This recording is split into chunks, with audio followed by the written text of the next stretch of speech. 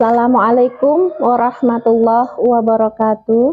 Waalaikumsalam warahmatullahi wabarakatuh. Berjumpa kembali dengan saya Dwi Rahayu, calon guru penggerak angkatan 9 dari SDN 1 Lengkukai, Kabupaten Tanggamus. Kali ini saya tidak sendiri, saya ditemani oleh rekan saya yaitu Ibu Mariati. Beliau guru agama di SDN 1 Lengkukai. Assalamualaikum Bu Mariati. Waalaikumsalam warahmatullahi wabarakatuh. Bagaimana kabarnya hari ini? Alhamdulillah baik. Alhamdulillah, hari ini kita akan adakan percakapan pra-observasi ya Bu ya. Sebelum nanti saya akan amati jalannya proses pembelajaran yang akan Ibu lakukan di kelas atau proses observasi kelas. Ada beberapa pertanyaan yang akan saya ajukan kepada Ibu, di antaranya apa tujuan pembelajaran yang akan Ibu capai? Baik Ibu Dwi, berdasarkan rancangan pembelajaran yang saya tuliskan, ada tujuan pembelajaran yang akan saya capai yaitu peserta didik dapat meyakini makna sikap sederhana dalam kehidupan sehari-hari, serta dapat menunjukkan sikap sederhana dalam kehidupan sehari-hari. Baik Ibu, berdasarkan rancangan pembelajaran yang sudah Ibu paparkan, Ibu mempunyai 2 tujuan pembelajaran. Betul seperti itu Ibu? Iya, baik. Selanjutnya, bagaimana dengan area pengembangan yang akan Ibu capai atau ingin Ibu lakukan observasi? Untuk area pengembangan yang saya gunakan yaitu satu, pengetahuan, dan yang kedua keterampilan. Untuk pengetahuan, nanti siswa akan dapat menguraikan atau menjelaskan tentang hidup sederhana, makna hidup sederhana. Yang kedua, keterampilan, peserta didik akan dapat menunjukkan contoh-contoh perilaku hidup sederhana. Baik Ibu, jadi area pengembangan yang ingin Ibu capai ada 2 bagian ya Ibu, yaitu aspek pengetahuan dan aspek keterampilan. Seperti itu Ibu? Iya. Baik, selanjutnya bagaimana rancangan pembelajaran yang ingin Ibu terapkan di dalam kelas, semisal strategi, model, ataupun metode pembelajarannya? Strategi yang akan saya gunakan yaitu strategi pembelajaran berdiferensiasi dengan model pembelajaran cooperative learning, di mana siswa diharapkan mampu mencari informasi sendiri tentang pengertian hidup sederhana, contoh-contoh hidup sederhana melalui buku-buku teks yang ada serta dalam lingkungan sekolah dan lingkungan kehidupan sehari-hari. Metode yang akan saya gunakan yaitu penugasan, tanya jawab, dan diskusi. Baik Ibu, jadi strategi yang akan Ibu gunakan yaitu pembelajaran berdiferensiasi menggunakan model pembelajaran cooperative learning serta menggunakan metode diskusi kelompok, tanya jawab, serta penugasan. Betul seperti itu Ibu? Benar. Iya, baik. Selanjutnya, bagaimana dengan media pembelajaran yang akan Ibu pergunakan nantinya, Bu? Media pembelajaran yang akan saya gunakan insya Allah cukup beragam Bu, di antaranya buku teks pendidikan agama Islam kelas 5 serta LKPD untuk peserta didik. Baik Ibu, jadi media pembelajaran yang Ibu gunakan ini sangat beragam ya Ibu. Di antaranya Ibu tadi menyebutkan ada buku paket PAI, ada LKPD, mungkin juga Ibu bisa menggunakan LKS ya Ibu ya. Baik. Baik Ibu, kira-kira kapan Ibu akan melakukan kegiatan pembelajaran tersebut? Di hari apa? Di kelas berapa? Lalu jam keberapa Ibu? Kebetulan besok di hari Rabu saya ada jadwal di kelas 5B untuk pelajaran agama Islam pada jam pertama.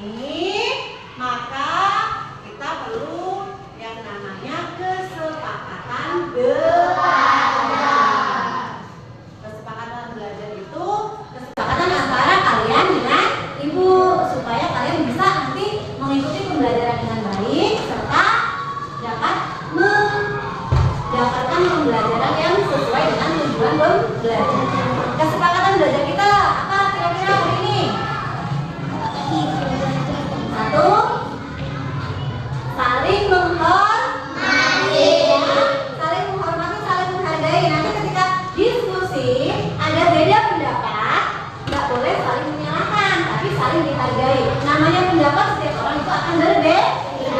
Yang kedua, bersikap sopan, berkata yang santun. Oke ya.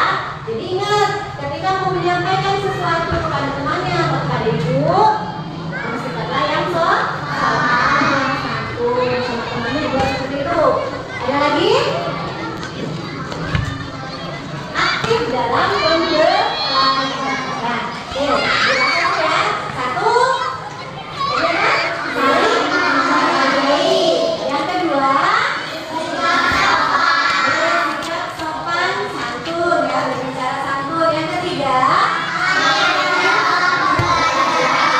dalam pembelajaran ini jangan malu-malu bertanya ya. Kalau yang belum paham boleh disiapkan bukunya, terus lihat ke depan.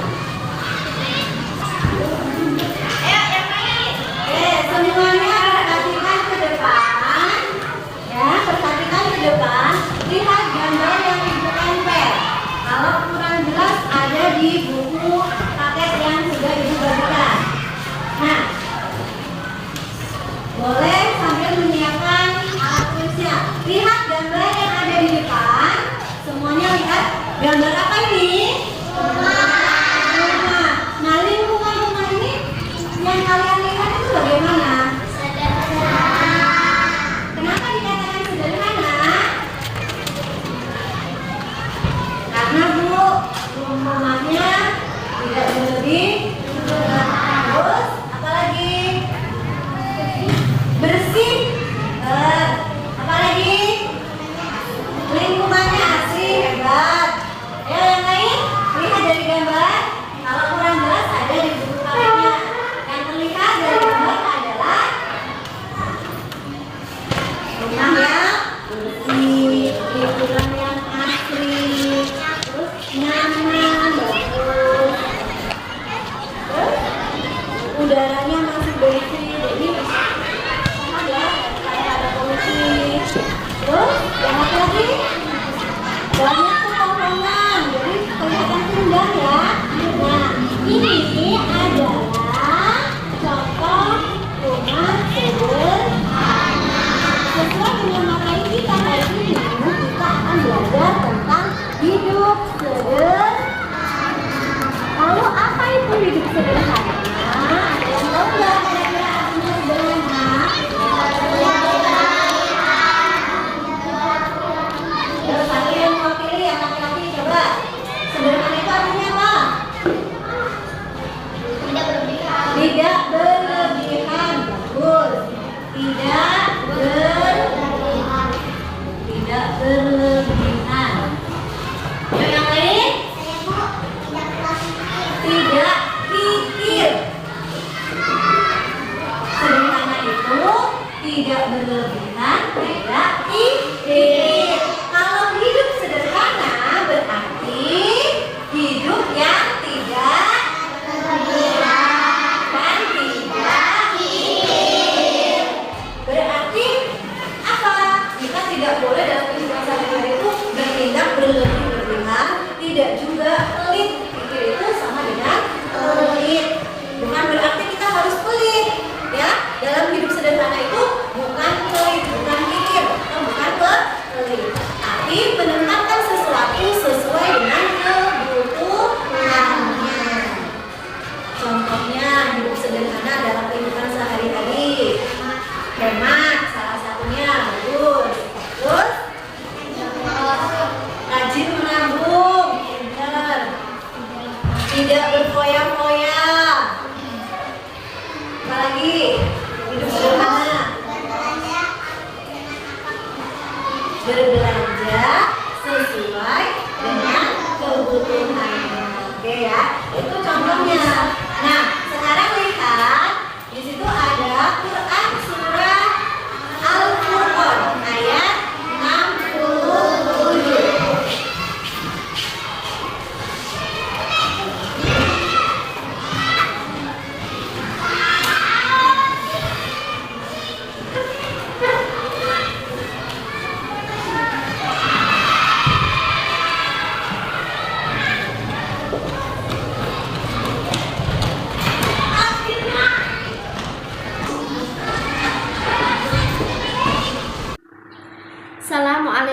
warahmatullahi wabarakatuh.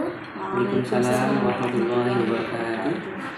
Berjumpa kembali pada percakapan Paskah Observasi bersama saya Dwi Rahayu, calon guru penggerak angkatan 9 dari SDN 1 Lengkukai, Kabupaten Tanggamus. Saya masih ditemani oleh rekan saya yaitu Ibu Mariati selaku guru PAI yang sudah diobservasi pada kegiatan supervisi akademik. Dan saya pun ditemani oleh Bapak Ahmad Hidayat selaku pengajar praktik angkatan 9. Assalamualaikum Bu Mariati. Assalamualaikum Pak Ahmad Hidayat. Waalaikumsalam. Bagaimana kabarnya hari ini Pak, Bu? Alhamdulillah sehat. Alhamdulillah sehat. Baik, pada kesempatan ini saya akan bertanya atau saya akan mengajukan pertanyaan kepada Ibu Mariati terkait dengan jalannya proses observasi kelas yang sudah Ibu lakukan dengan tujuan untuk mengevaluasi sejauh mana proses pembelajaran yang sudah Ibu lakukan di kelas. Sebelum kita melakukan diskusi, kita sepakati terlebih dahulu Bu, tujuan diskusi kali ini. Apa yang ingin Ibu capai dalam diskusi kali ini? Mohon Ibu jelaskan. Begini Bu Dwi, dari diskusi ini saya ingin mengetahui hasil pengembangan indikator yang sudah diobservasi dan menentukan rencana tindak lanjut. Baik, terima kasih Ibu. Baik, pertanyaan yang akan saya ajukan berkaitan dengan bagaimana perasaan Ibu terkait dengan jalannya kegiatan observasi yang sudah Ibu lakukan di kelas. Ya, karena observasi ini pengalaman baru, jadi masih agak tegang begini, tapi alhamdulillah semuanya berjalan dengan baik. Alhamdulillah. Baik Ibu, bisa diceritakan kembali area pengembangan apa yang sudah Ibu lakukan di dalam kelas, kemudian langkah-langkah atau tahapan-tahapan pembelajaran apa yang sudah Ibu lakukan? Tahapan yang saya lakukan, saya membuat perangkat pembelajaran dengan area pengembangan yaitu area pengetahuan dan keterampilan. Untuk area pengetahuan yaitu dengan tujuan pembelajaran siswa dapat meyakini pengertian hidup sederhana. Dan dari area keterampilan, siswa dapat menunjukkan contoh-contoh sikap hidup sederhana dalam kehidupan sehari-hari. Baik, menurut Ibu Mariati sejauh mana area pengembangan yang sudah Ibu lakukan? Apakah sudah berhasil dilakukan di kelas atau belum? Insya Allah sudah cukup baik, namun tetap masih harus perbaikan untuk ke depannya. Alhamdulillah. Baik, menurut Ibu apa kekurangan atau mungkin ada kendala-kendala yang Ibu hadapi saat melakukan observasi tersebut, Ibu? Kendala yang saya hadapi adalah masih adanya beberapa siswa yang kurang aktif dan media pembelajaran yang saya sendiri masih kurang dalam memanfaatkannya. Oh begitu. Mengapa hal itu bisa terjadi, Ibu? Salah satu penyebabnya mungkin karena pembagian tugas kelompok. Di situ terlalu banyak siswanya dan dalam pengelompokan saya belum memisahkan dengan siswa yang gaya belajarnya sama. Itu masih campur aduk. Baik. Kemudian rencana tindak lanjut apa yang akan Ibu persiapkan untuk kedepannya, Ibu? Untuk kedepannya saya akan membagi kelompok berdasarkan dengan gaya belajar siswa, yaitu nanti ada yang visual, auditori, kinestetik, dengan cara mengajukan pertanyaan stimulus kepada siswa supaya siswa tersebut dapat menyesuaikan kegiatan yang ada di kelas, serta menyiapkan media pembelajaran yang lebih bervariasi lagi, lebih menarik lagi untuk pembelajaran. Baik, mudah-mudahan apa yang nanti Ibu rencanakan dapat terrealisasi dengan baik ya Ibu. dan memberikan proses pembelajaran yang jauh lebih baik bagi murid dibandingkan dengan kegiatan pembelajaran yang sudah Ibu lakukan kemarin. Kira-kira kapan nih Ibu akan melakukan perubahan dengan rencana yang sudah Ibu sampaikan tadi? Insya Allah pada pertemuan minggu yang akan datang, pada jam pelajarannya saya akan melaksanakan tindak lanjut dari observasi kemarin. Oke, baik. Terima kasih Ibu atas jawaban-jawaban yang sudah diberikan atas pertanyaan-pertanyaan yang saya ajukan.